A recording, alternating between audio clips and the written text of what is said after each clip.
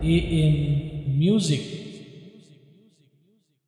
ସେ ଆଦେଶ ତୁମ ଚରଣ ପ୍ରଦୀପ, ଯାହା ପଥ ଦେଖାଇବ। ଶୋଇଥିବା ବେଳେ ପ୍ରହରୀ ହୋଇ ସେ ତୁମ ସୁରକ୍ଷା କରିବ। ଜାଗରଣେ ପୁଣି କଥା ହେବ ହୋଇ ବନ୍ଧୁ ତୁମର, ବନ୍ଧୁ ତୁମର। ପ୍ରେଜ୍ ଦ ଲର୍ଡ, ହାଲେଲୁୟା।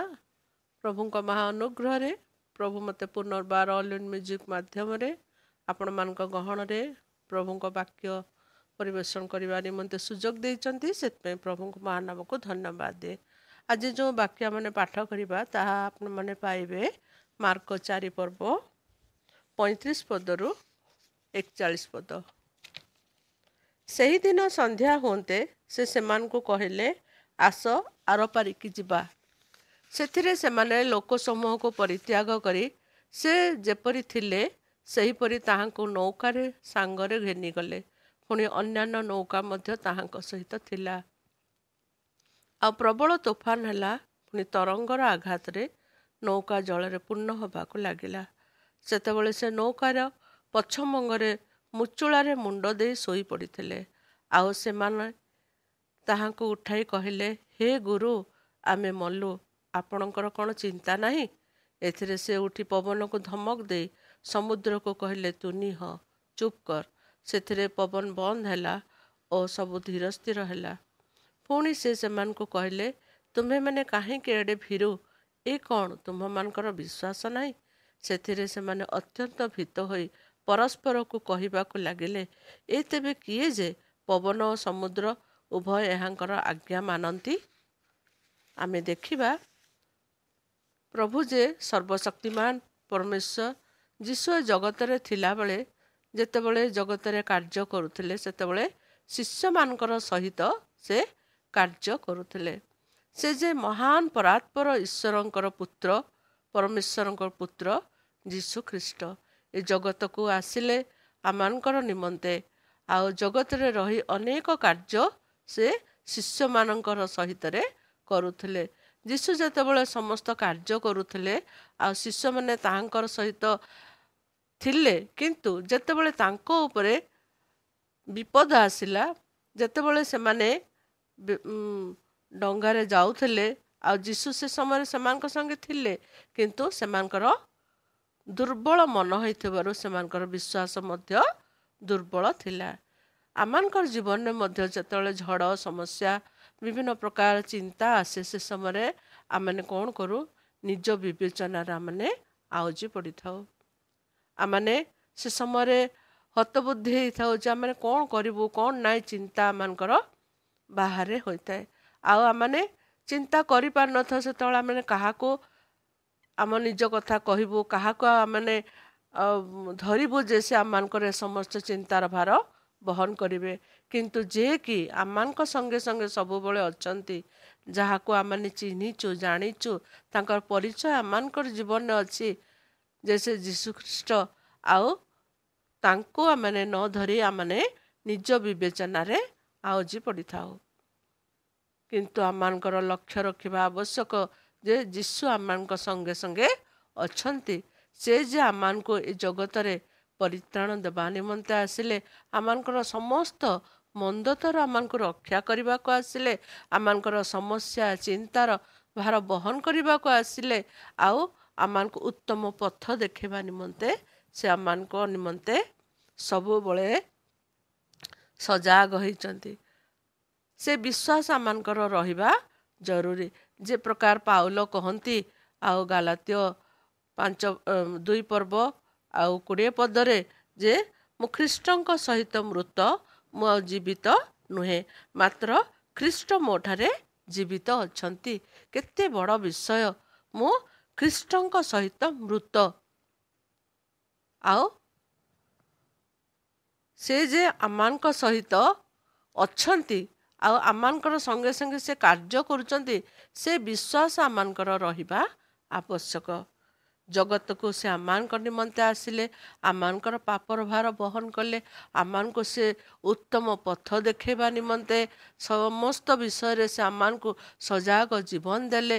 କେଉଁ ପ୍ରକାର ଆମେ ଜୀବନ କାଟିଲେ ଆମେ ତାହାଙ୍କର ନିକଟବର୍ତ୍ତୀ ହେବା, ତାହାଙ୍କୁ ଧରି ଚାଲିବା, ତାଙ୍କ ପଥ ଅନୁସରଣ କରିବା, ସେ ସବୁବେଳେ ଆମମାନଙ୍କ ନିମନ୍ତେ ବ୍ୟସ୍ତ ଥାନ୍ତି। କିନ୍ତୁ ଆମମାନେ ଯେତେବେଳେ ସମସ୍ୟାରେ ପଡ଼ୁ, ଚିନ୍ତାରେ ପଡ଼ୁ, ଯେତେବେଳେ ଆମମାନେ କାତର ହେଇଥାଉ, ଆମମାନଙ୍କର ବ୍ୟକ୍ତିଗତ ଜୀବନ ହଉ, ଆମମାନଙ୍କର ପାରିବାରିକ ଜୀବନ ହଉ, ଆମମାନେ କ'ଣ ହେଇଥାଉ, ସବୁବେଳେ ଆମମାନେ ନିଜ ଉପରକୁ ସେ ଚିନ୍ତାଟା ନେଇଥାଉ। ଆମମାନେ ଭାବିନଥାଉ ଆମମାନଙ୍କ ସାଙ୍ଗେ ଜଣେ ଅଛନ୍ତି ଯେ କି ଏ ସମସ୍ତ ବିଷୟରୁ ଆମମାନଙ୍କୁ ଉଦ୍ଧାର କରିବେ। ପ୍ରଭୁ ଆମ ସମସ୍ତଙ୍କୁ ଆଶୀର୍ବାଦ କରିଛନ୍ତି, ତାଙ୍କର ନିକଟବର୍ତ୍ତୀ କରିଛନ୍ତି, ତାଙ୍କର ସେଇ ଗୁଣ ଗୁଡ଼ିକ ଆମମାନଙ୍କ ଜୀବନରେ ମଧ୍ୟ ପ୍ରଦାନ କରିଛନ୍ତି। ଯେତେବେଳେ ତାହାଙ୍କ ସହିତ ଆମେ ଲାଗି ରହିବା, ତାହାଙ୍କର ପଥ ଅନୁସରଣ କରିବା, ତାହାଙ୍କର ପଥକୁ ଅନୁଗମନ କରିବା, ସେତେବେଳେ ଯାଇକି ଆମେ ତାହାଙ୍କର ନିକଟବର୍ତ୍ତୀ ହେଇପାରିବା।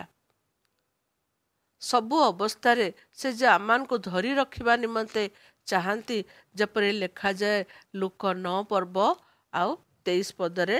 ଆମେ ଟିକେ ଦେଖିବା ପ୍ରଭୁ ଆମମାନଙ୍କ ନିମନ୍ତେ କ'ଣ ଚାହାନ୍ତି।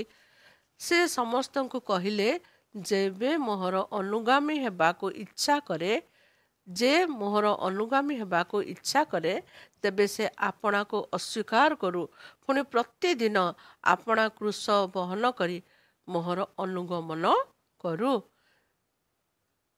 ଯେ ଆପଣାକୁ ଅସ୍ୱୀକାର କରେ। ଆମମାନେ ଜଗତରେ ଅଛୁ, ଆମମାନେ ଏ ଜଗତର ଚିନ୍ତାରେ ଅନେକ ମାତି ଯାଇଥାଉ। ସବୁବେଳେ ଆମେ ନିଜ ଉପରେ ସମସ୍ତ ଭାର ଆମେ ପକେଇଥାଉ। ଆମେ ଚାହିଁନଥାଉ ଯେ ଆମେ କାହା ଉପରେ ଏ ସମସ୍ତ ବିଷୟ ରଖିବା, କାହା ପାଖରେ ରଖିବା। ଆମେ ସେତେବେଳେ ବ୍ୟତିବ୍ୟସ୍ତ ହେଇଯାଇଥାଉ। ଆମମାନଙ୍କ ଜୀବନରେ ସବୁ କ'ଣ ଆସୁଛି, ଆମେ ତ ପ୍ରଭୁଙ୍କୁ ଧରିଛୁ, ପ୍ରଭୁଙ୍କର ପଥ ଅନୁସରଣ କରୁଛୁ, ଉଚିତ ମାର୍ଗରେ ଚାଲୁଛୁ, କିନ୍ତୁ ଏସବୁ ବିଷୟ ଆମମାନଙ୍କ ଜୀବନରେ କାହିଁକି ଆସୁଛି? ଜଗତର ବିଷୟକୁ ଆମେ କ'ଣ କରିଥାଉ? ଆବରି ଧରିଥାଉ। ସେଥିପାଇଁ ଯୀଶୁ କହୁଛନ୍ତି, ଯେ ନିଜକୁ ଅସ୍ୱୀକାର କରି ମୋତେ ସ୍ୱୀକାର କରେ, ତାହେଲେ ସେ କ'ଣ ହବ? ପ୍ରତିଦିନ ଆପଣା କ୍ରୁଶ ବହନ କରିବ। ନିଜର ଭାର ନିଜେ ବହନ କରିବା ଆବଶ୍ୟକ। ପ୍ରଭୁ ସେ ଆମମାନଙ୍କୁ ଶିକ୍ଷା ଦେଇଛନ୍ତି ଯେ ନିଜର କ୍ରୁଶ ବହନ କରିବା, ପ୍ରତ୍ୟେକ ଦିନର ଭାର, ଆମମାନଙ୍କର ଜୀବନରେ ଯେଉଁ ଆମମାନଙ୍କର ଭାର ଅଛି, ସେ ଭାରକୁ ଆମେ ନିଜେ ବହନ କରିବା। ତାହାଙ୍କଠାରେ ଆମେ ବିଶ୍ୱାସର ସହିତ ଚାଲିବା, ଯାହାଦ୍ୱାରା କି ସେ ଆମମାନଙ୍କୁ ଆଶୀର୍ବାଦରେ ପୂର୍ଣ୍ଣ କରିବେ।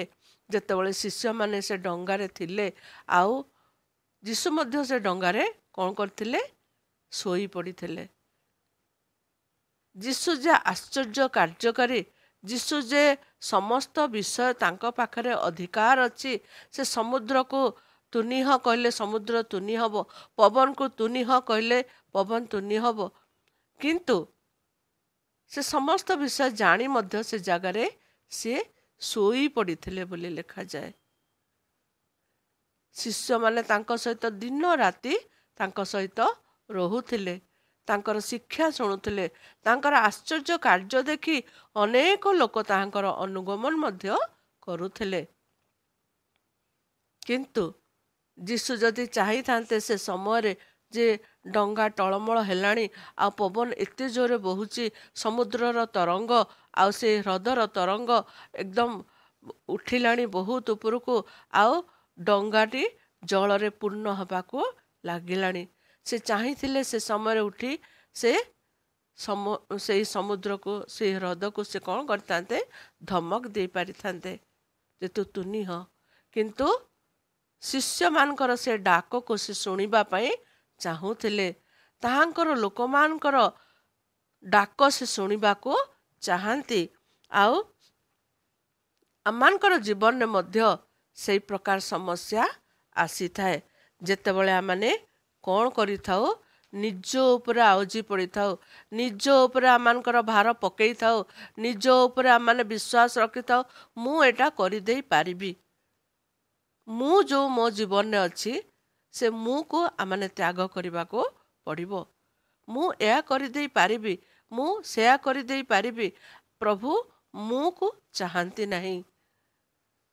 ପ୍ରଭୁ ଚାହାନ୍ତି ଆମେ ତାଙ୍କୁ ସଦାସର୍ବଦା ଧରି ରଖିବା। ସେଇ ସମୟରେ ଯେତେବେଳେ ଆମମାନଙ୍କର ଜୀବନର ଡଙ୍ଗା ମଧ୍ୟ ଜଳରେ ପରିପୂର୍ଣ୍ଣ ହେଲା ପରି ସମସ୍ୟାରେ ପରିପୂର୍ଣ୍ଣ ହୁଏ, ସେ ସମୟରେ ମଧ୍ୟ ଆମମାନେ କ'ଣ କରିବା? ତାହାଙ୍କ ନିକଟତର ହେବା, ତାହାଙ୍କୁ ଆମେ ଡାକ ପକେଇବା, ହେ ପ୍ରଭୁ ଆସ, ତୁମେ ମୋର ସମସ୍ତ ସମସ୍ୟା ଗୁଡ଼ିକୁ ଦୂର କର। ସେ ଚାହାନ୍ତି ତାଙ୍କର ପିଲାମାନେ କେତେବେଳେ ତାଙ୍କ ନିକଟବର୍ତ୍ତୀ ହେବେ, ତାହାଙ୍କର ଚରଣ ତଳକୁ ଆସିବେ, କେତେବେଳେ ଡାକ ପକେଇବେ। ଆଉ ସେ ସମୟରେ ସେ ଶିଷ୍ୟମାନେ କ'ଣ କଲେ? ହେ ଗୁରୁ ଉଠ, ଆମେ କ'ଣ ଦେଖିବା ଟିକେ। ଆଉ ସେତେବେଳେ ସେ ଡାକୁଛନ୍ତି, ହେ ଗୁରୁ ଆମେ ମଲୁ, ଆପଣଙ୍କର କ'ଣ ଚିନ୍ତା ନାହିଁ? ସେ ଯେ ସର୍ବଶକ୍ତିମାନ, ସେ ଯେ ଆଶ୍ଚର୍ଯ୍ୟ ମନ୍ତ୍ରୀ, ସେ ଯେ ଆମମାନଙ୍କ ନିମନ୍ତେ ସମସ୍ତ ବିଷୟ କରିବା ପାଇଁ ସାମର୍ଥ୍ୟ। ଆଉ ସେ କ'ଣ ଜାଣନ୍ତି ନାହିଁ ତାଙ୍କର ଶିଷ୍ୟମାନେ ବ୍ୟସ୍ତ ହେଉଛନ୍ତି, ତାଙ୍କ ଶିଷ୍ୟମାନେ କଷ୍ଟରେ ଅଛନ୍ତି, ଆଉ ସେମାନେ ଭୟଭୀତ ଅଛନ୍ତି। କିନ୍ତୁ ସେ ଚାହୁଁଥିଲେ ତାଙ୍କର ଶିଷ୍ୟମାନେ ତାହାଙ୍କୁ ଡାକନ୍ତୁ, ତାହାଙ୍କର ନିକଟବର୍ତ୍ତୀ ହୁଅନ୍ତୁ। ଆଜି ଆମମାନଙ୍କର ଜୀବନରେ ମଧ୍ୟ ସେ ବିଷୟ ଅତି ଆବଶ୍ୟକ। ତାହାଙ୍କୁ ଆମମାନେ ଡାକିବା, ତାହାଙ୍କୁ ଯଦି ଆମମାନେ ନିମନ୍ତ୍ରଣ ନ କରିବା ସେ କେମିତି ଆମ ପାଖକୁ ଆସିବେ? ତାହାଙ୍କୁ ନିମନ୍ତ୍ରଣ କରିବା ଆବଶ୍ୟକ। ଯେତେବେଳେ ଗୋଟାଏ ଭୋଜି ଭାତ ହୁଏ, ଆମମାନଙ୍କୁ ଯଦି ଆମେ ଯଦି ନିମନ୍ତ୍ରିତ ନ ହଉ ତାହେଲେ ସେ ଜାଗାକୁ ଆମେ ଯିବା ପାଇଁ ଇଚ୍ଛା କରିବା ନାହିଁ। ଯଦି ନିମନ୍ତ୍ରିତ ହଉ ଆମେ ସଜବାଜର ସହିତ ସେ ଜାଗାକୁ ଅତିଥି ରୂପେ ଯାଇ ଆମମାନେ ସେ ଜାଗାରେ ଠିଆ ହଉ। ଠିକ୍ ସେଇ ପ୍ରକାର ଯୀଶୁଙ୍କୁ ଆମେ ନିମନ୍ତ୍ରଣ କରିବା ଆମମାନଙ୍କ ହୃଦୟକୁ, ଆମମାନଙ୍କ ହୃଦୟରେ ପ୍ରବେଶ କରିବା ନିମନ୍ତେ, ଆମମାନଙ୍କୁ ସେଇ ପ୍ରକାର ସଜାଗ ହୋଇ ରହିବା ନିମନ୍ତେ, ଆମମାନଙ୍କୁ ନିର୍ମଳ ରଖିବା ନିମନ୍ତେ ପ୍ରଭୁ ଆମମାନଙ୍କୁ ଚାହାନ୍ତି। କେତେବେଳେ ଆମେ ତାହାଙ୍କୁ ଡାକିବା, କେତେବେଳେ ତାହାଙ୍କର ପଥ ଅନୁସରଣ କରିବା, କେତେବେଳେ ତାହାଙ୍କର ଅନୁଗମନ କରିବା, କେତେବେଳେ ଆମମାନଙ୍କର ଆଉ ନିଜ ଉପରେ ଯେଉଁ ଆମମାନଙ୍କର ବିଶ୍ୱାସ ଅଛି ସେ ବିଶ୍ୱାସ ଯେପରି ତାହାଙ୍କ ଉପରେ ଆମମାନେ ରଖିବା। ପ୍ରଭୁ ଆମ ସମସ୍ତଙ୍କୁ ଆଶୀର୍ବାଦ କରନ୍ତୁ। ଏଇ ସାମୁଦ୍ରିକ ଝଡ଼, ଏଇ ଝଡ଼ ଯେଉଁ ଶାନ୍ତ କଲେ ପ୍ରଭୁ, ସେଇ ପ୍ରକାର ଆମମାନଙ୍କର ଜୀବନର ଝଡ଼ ମଧ୍ୟ ସେ ଶାନ୍ତ କରିବାକୁ ଚାହାନ୍ତି। କେତେବେଳେ ଆମ ଜୀବନର ଝଡ଼ ଶାନ୍ତ ହେବ? ଯେତେବେଳେ ତାହାଙ୍କ ସହିତ ଆମେ ଲାଗି ରହିବା। କହୁଛନ୍ତି ନିଜ କ୍ରୁଶ ବହନ କରି ମୋର ଅନୁଗମନ କର। ଆମମାନଙ୍କର ନିଜର କ୍ରୁଶ ବହନ କରି ତାହାଙ୍କର ନିକଟବର୍ତ୍ତୀ ହେବା ନିମନ୍ତେ ଆମମାନଙ୍କୁ ସେ ସଦା ସର୍ବଦା ସଚେତନ କରୁଛନ୍ତି। ସବୁ ଅବସ୍ଥାରେ ତାହାଙ୍କର ଗୌରବର କାରଣ ଆମମାନେ ହେବା, ତାହାଙ୍କର ନିକଟବର୍ତ୍ତୀ ହେବା, ଯାହାଦ୍ୱାରା କି ପ୍ରାର୍ଥନା ମାଧ୍ୟମରେ, ବିଶ୍ୱାସ ମାଧ୍ୟମରେ ତାହାଙ୍କର ଗୌରବ ନିମନ୍ତେ ଆମମାନେ ଯେପରି ବ୍ୟବହୃତ ହେବା। ଆମମାନଙ୍କ ଜୀବନରେ ଯେତେ ଝଡ଼ ଆସୁ, ଯେତେ ସମସ୍ୟା ଆସୁ, ମୋ ଜୀବନରେ ଅନେକ ଝଡ଼, ଅନେକ ସମସ୍ୟା, ଅନେକ ଚିନ୍ତା, ବ୍ୟକ୍ତିଗତ ଭାବେ ଆମମାନଙ୍କର ପାରିବାରିକ ଭାବେ ଅନେକ ସମସ୍ୟା, ଅନେକ ଚିନ୍ତା ଥାଏ। କିନ୍ତୁ ଯେତେବେଳେ ପ୍ରଭୁ ଆମମାନଙ୍କର ଜୀବନରେ ସେ ସମସ୍ତ ବିଷୟ କରିବାକୁ ଚାହାନ୍ତି, ସେତେବେଳେ ଆମେ ତାଙ୍କର ନିକଟବର୍ତ୍ତୀ ହେବା। ନିକଟବର୍ତ୍ତୀ ହେବା ଦ୍ୱାରା ସେ ମୋ ଜୀବନର ଝଡ଼କୁ କ'ଣ କରିବେ? ଶାନ୍ତ କରିବେ। ଆମେ ପ୍ରତ୍ୟେକ ସଜାଗ ଜୀବନ କାଟିବା, କାରଣ ସେ ସର୍ବଜ୍ଞ ପରମେଶ୍ୱର, ସେ ଆମମାନଙ୍କର ଶାନ୍ତିଦାତା ଈଶ୍ୱର। ସେ ଆମମାନଙ୍କୁ ଶାନ୍ତି ଦେବାକୁ ଚାହାନ୍ତି। ଆମମାନଙ୍କର ଜୀବନର ଝଞ୍ଜାକୁ ସେ କ'ଣ କରନ୍ତି? ବହି ନେବାକୁ ଚାହାନ୍ତି। ସେଥିପାଇଁ ସବୁ ଅବସ୍ଥାରେ ତାହାଙ୍କର ନିକଟବର୍ତ୍ତୀ ହେବା ନିମନ୍ତେ ଆମେ ସଜାଗ ଜୀବନ କାଟିବା। ପ୍ରଭୁ ଆମ ସମସ୍ତଙ୍କୁ ଆଶୀର୍ବାଦ କରନ୍ତୁ। ଆମମାନଙ୍କର ପ୍ରତ୍ୟେକଟି ବିଷୟକୁ ସେ ଯେପରି ତାଙ୍କର ବାହିବେ, ଆଉ ସବୁ ଅବସ୍ଥାରେ ଆମମାନଙ୍କୁ ସେ उत्तम पथ देखेबे उत्तम विषय आमको चिंता शून्य करिवे से प्रकार माने हेबा आवश्यक। प्रभु हम समस्त को आशीर्वाद करंतु आमेन। प्रार्थना करिबा। हे जीवित राजा तुमर गौरव प्रशंसा करुचु आज एक सुंदर समय आमको देइच प्रभु आमर जीवन में अनेक समस्या अनेक चिंता अनेक दुख रोग व्याधि कष्ट जंत्रणा से सब प्रभु तुम्हें आमर सहवर्ती परमेश्वर रहीच आज पर्यंत तुम्हें आमको उत्तम रूपे कढ़ाईच जीवित मान मध्य स्थान देइच।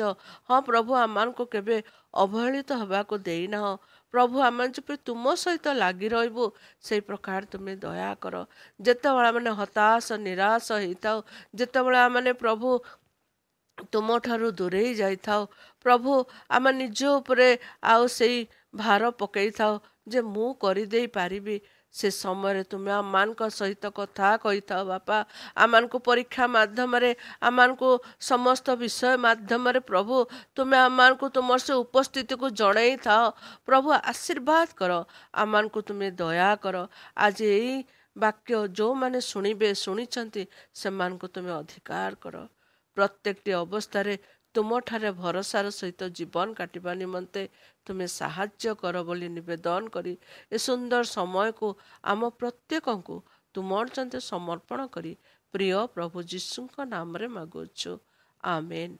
जीशुଙ୍କ रक्तर जय जीशुଙ୍କ रक्तर जय जीशुଙ୍କ रक्तर जय आमेन। Praise the Lord. ए पिला माने पिता माता को समादर